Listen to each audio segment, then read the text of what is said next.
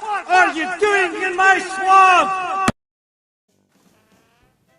Hello everybody, this is Overboy, and I'm going to be joined by Tristan from Porch Man Podcast, and we're going to be reviewing the 2003 movie Dr. Seuss's The Cat in the Hat. So this movie is directed by Bo Welch and follows Conrad and Sally Walden, who are home alone with their pet fish, and it is raining outside and there is nothing to do until the Cat in the Hat walks in the front door. He introduces them to their imagination, and at first it's all fun and games until things get out of hand and the cat must go before their parents get home. Okay, that was not the best description of it. I was just reading the one off the letterbox because they only have one parent and the cat doesn't even walk through the front door. So that's actually one of the things that they did change from the books, because this movie does follow the book somewhat and when it wants to and everything. But before I get into my part and talk about all that, I'm going to let Tristan do his part, so take it away, buddy. Hey guys, how's it going? Be the Porch Man, and doing a collab with a buddy of mine, Overboy 1992, so I want to thank him for letting me be a guest on his channel. And A Cat in the Hat, we're going to be talking about The Cat in the Hat 2003. This is honestly one of my favorite films of 2003. I'm just going to say it. I really liked, first of all, it was very silly. The humor in here cracked me up. And my favorite scene altogether would have to be the cupcake-inator. I find that scene just very creative. It's a very creative scene in my opinion. To be honest, this is a very creative movie. Mike Myers as the Cat in the Hat. My God. He is awesome in here, man. He really is. He's one of those actors that I could just laugh at him by just looking at his face. And the Cat in the Hat character brought to screen in this movie was this character was a total nutcase. Seriously, Cat in the Hat was a total nutcase, and Mike Myers brought it very well. To be honest, I really like Alec Baldwin as the villain. He's a good villain. I'm not gonna lie, he's a good villain. He's always can play an asshole. He really can. And Alec Baldwin did good as well. As the angry kind of boyfriend. Everybody's been in that situation. You've had some angry boyfriend or something over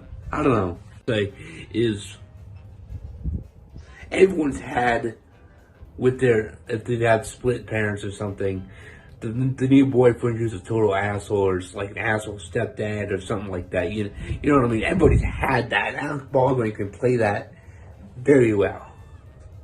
To be honest, the Cat in the Hat had a lot of adult jokes in here, And as a kid, you would never really think about that, but now since I'm older, and you're watching that, it just, I don't know, but it makes it a whole lot better when you're an adult watching this, because they could get away with everything back then, man. And us kids, we didn't even know. It's crazy, it really is. And The Cat in the Hat is really a movie you can have fun with. I know it wasn't the best movie in the world of 2003. A lot of people didn't like it. I know a lot of people didn't like it. But to be honest, I liked it. Simply that. I really did. So overall, Cat in the Hat 2003, for me, heck yes. I liked it quite a bit. Thank you, Overboy 1992, for having me on this review, collab, and see y'all later. Thank y'all. Much love. Thank you, Tristan. It was great to have you on here as always. I always enjoy collabing with you and stuff. I'm sorry it took me so long to get this video done and everything. I actually ended up getting a new copy of this movie and a movie set, and everything. So I was able to just rewatch it pretty quickly and stuff after I got it yesterday and everything. So, but thank you again for joining me. And I'll say that while this is not a necessarily good adaptation of the book, I absolutely love this movie. I have so much fun with it. Mike Myers is one of those comedic stars that I've just always really enjoyed. And this is actually one of my favorite characters of his, outside of Shrek and Wayne's World, and I like Austin Powers, but I don't really like talking about those movies. I'll never review the Austin Powers movies and stuff, because I can't review those movies. But yeah, so don't ever expect me to review Austin Powers on here and everything. But I do get why a lot of people would love those and say they're his best movies as well. But I absolutely love him in this movie. He's just absolutely great as the Cat in the Hat. He is so energetic and fun to watch, from start to finish. He's just absolutely hilarious in this movie, and the jokes are hilarious most of the time. There are a few here and there that don't land. A lot of them are more of the pee jokes and stuff, and a lot of the jokes with Alec Baldwin I don't felt like landed as much. I normally like Alec Baldwin, but I just didn't really like him in this movie, which you're not really supposed to anyway. His character is a jerk and everything, and but I have a lot of mixed feelings on him in this movie. But I think Spencer Breslin and Dakota Fanning are really good as Conrad and Sally, and I personally think this is Spencer Breslin's best movie, except maybe Disney's The Kid with Bruce Willis, which I haven't seen since it first came out, so I'm not going to say for sure. But this one is definitely probably my favorite movie of his. I liked him in the Santa Claus 2, and didn't really like him in anything else besides this one and the Santa Claus 2, really. And The Kid, I thought that he was good in that one. But I never was as big on him as I was other child stars from that time period, and I thought Dakota Fanning was way better than him back then and everything. And she was also one of my first crushes too. I had a huge crush on her when I was a kid and everything, because she was almost the same age as me and stuff and everything, and I think she's still really pretty to this day and everything. But I thought she was pretty good in here as Sally. She's kind of annoying and everything. I used to always kind of get annoyed by her, even as a kid and everything, because she's kind of like a control freak and acts like she's better than everybody and stuff. But she grows a little bit in the movie. She gets a little bit of character development, I guess you would say. And I think Kelly Preston is good as their mom. I don't think she's like super amazing or anything, but I think she does a good enough time. And the score in here by David Newman is fun and whimsical, and it fits the tone of the movie perfectly and everything. I love that too. Like it just has a really fun tone to it. And also I forgot to mention the guy who plays Fish and stuff. Sean Hayes from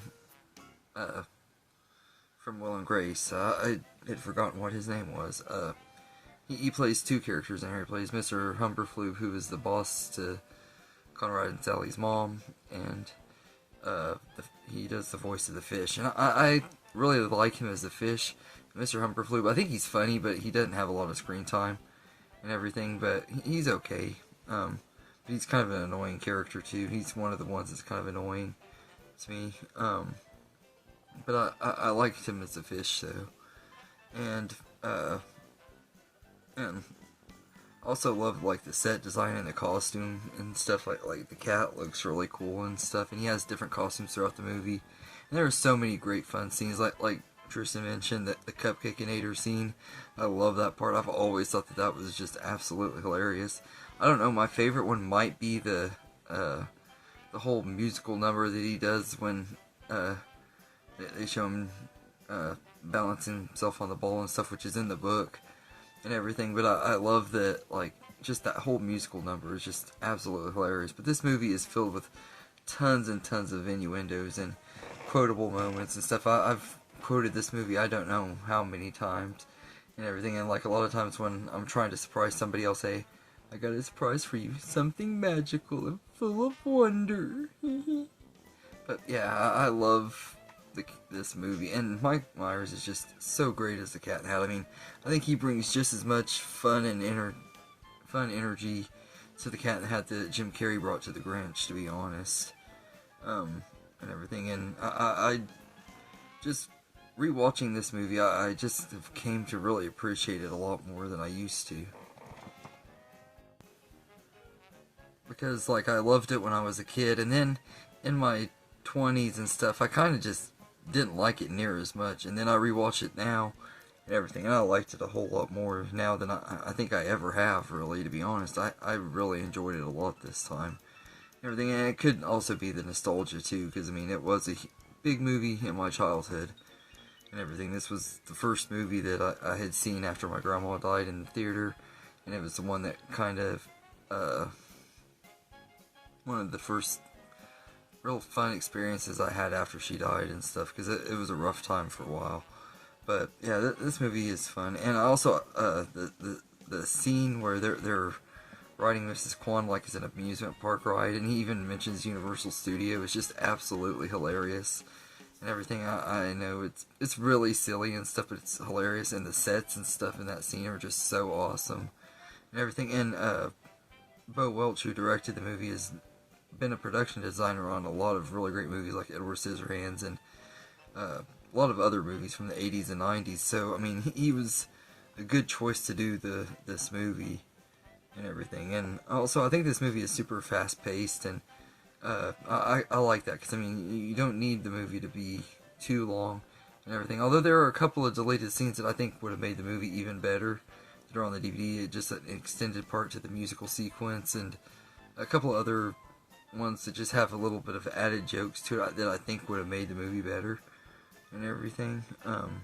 And like, another one of my favorite jokes in the movie is when he's looking at Sally and Conrad's picture of their mom and everything, and he pulls it out, and it's like a centerfold piece and everything, and his hat goes boing and stuff. That just cracks me up. There's just so many dirty jokes in this movie. Like, they I don't know how they got away with that in this movie, but they did, and it caused such a controversy that Dr. Seuss's wife refused to allow them to make any more live action movies, which sucks, because I would have loved to see more. I would have loved to see like a Green Eggs and Ham movie with who knows who would have been in it. But I know that there was rumors at one time that Eddie Murphy was going to be in a Green Eggs and Ham movie and everything, and that would have been interesting, or done the Lorax in live action, or it's hard to say how that would have turned out, but I mean, it would have been fun to see other live action Dr. Seuss movies, though, and I would actually really love to see it happen, though, and everything. Yeah, so, but yeah, and I will say, as far as negatives go, I think Alec Baldwin's character is just, Larry, he is just very unlikable and everything. I think Alec Baldwin does a good job playing him and everything, and like I said, I like him in movies and stuff. I'm not like the hugest fan of him, but I like some things with him. I like him in some stuff, and I think that he was good as the character in this movie. I just hated his character, and anytime that he was on screen and everything, and it was taken away from the Cat in the Hat and the kids and stuff, I just didn't really like that, except for the part when they were chasing Nevins. I think they could have cut out like the scenes when he's watching TV and being disgusting with and everything, and they could have cut that out and just made it where he happened to see the dog was running out or whatever and everything. And then, but it's like they added a little bit too much subplot with him and everything, and I didn't really enjoy him as much as I do in other stuff, though. Like I said, I like Alec Baldwin in a lot of other stuff more than I do this movie, but part of it is also just the character is a really unlikable character. And, well, I have a blast with the movie. I cannot deny that this is not a good adaptation of the book. Like, if you're a fan of Dr. Seuss and stuff, especially like a hardcore fan or like someone that just really loves and respects Dr. Seuss, you're not going to like this movie and everything, and I can completely get it. This movie is not really made to be the best movie ever and everything. I think it had some production problems and stuff, and you can kind of see it a little bit, but I enjoy it for what it is and everything. And like I said, Mike Myers he's so funny and everything, and like he makes the movie work for me and everything. But I also think it's nostalgia as well and everything. And like I said, I think it's aged pretty well because it's a movie that wouldn't get made today for sure, and everything. And I've gotten to where I appreciate stuff like this a little bit more than I used to because of the way everybody is so sensitive nowadays about stuff and everything. Comedy just doesn't have the balls that it used to. There's no other way of putting it. But all in all, I think this is a lot of fun. And like I said, it might be the nostalgia talking, but I've always enjoyed this movie, so it might not be the nostalgia for me. I've just always had an enjoyment with this movie when I did as a kid. And like I said, I wasn't as big on it in my 20s and stuff. I thought it was still fun, but I just didn't rewatch it very often and stuff. And this was like my first time rewatching it in a good 6 or 7 years. So I was like, man, I really enjoyed it a lot more this time than I have. And also, hearing the Smash Mouth music is always fun too. Like, that's another thing that I love Smash Mouth and everything. And they were having songs in early 2000s movies all the time. And they definitely wanted to put Smash Mouth in this movie because of the success of Shrek and everything, which also had Mike Myers. So I thought that was pretty cool and everything. And they also did songs for the Grinch soundtrack. So I thought that was kind of cool. It was bringing all three of them together and stuff. Shrek, or Mike Myers from Shrek, and then them working on 2 Dr. Seuss things. I thought it was just cool. But yeah, so and like I said, Mike Myers is just a lot of fun to watch in this movie, and as a fan of him and everything, this is one of my favorite characters of his and everything. And I love how, like, this movie has a lot of balls and everything. Like, it's only PG rated movie, but if they would have kept a couple of those deleted scenes that I said I wanted them to keep in the movie, it would have gotten the PG-13 rating, because it had a lot of innuendos and dirty jokes throughout this movie from beginning to end and everything, and it never really slowed down on them and stuff, which makes me feel like the movie holds up a lot better because of that too, like, and everything. And I like having comedies that push an envelope, and this one is mostly because it's a Cat in the Hat movie, and it's supposed to be based on a children's thing and everything, which most kids I knew said that they didn't get that humor. A lot of people I grew up with and stuff have said that they didn't catch all of the dirty jokes and stuff in that movie when they were kids, and I caught every single one of them, which that says a lot about my childhood, I guess. But I caught all of the adult jokes in that movie. But yeah, so anyway, The Cat in the Hat, it's a fun time. It's not technically not a great movie, not even one of the best movies ever, but I just have fun with it. Now, I'm going to give it a higher rating than most people would and everything, just because out of personal enjoyment and my history with this movie and everything, and I love the nostalgia and stuff. I'm going to give it an 8 out of 10, but realistically it deserves maybe a 5 or a 6, but just out of my pure enjoyment out of it, I give it an 8 out of 10, because I love this movie and I have tons of fun with it. And if you can turn your brain off and everything and not acknowledge the book when you watch it and everything, you can still have enjoyment in it. But it does have a lot of the stuff that is in the book. Most of the book is in there and everything, and pretty much all of the book is in there. It's just they have to add a whole bunch of stuff to make it into an hour-and-a-half movie and everything. And I think that this worked pretty well, just like it did with the Grinch. I think the Grinch worked a lot better, but I think this one is still good enough and everything. So anyway, let me know in the comments what you think of Dr. Seuss's The Cat in the Hat, and thank you, Tristan, for joining me again. It was great to have you on here, and I hope you guys enjoy this video, and have a good day, everybody.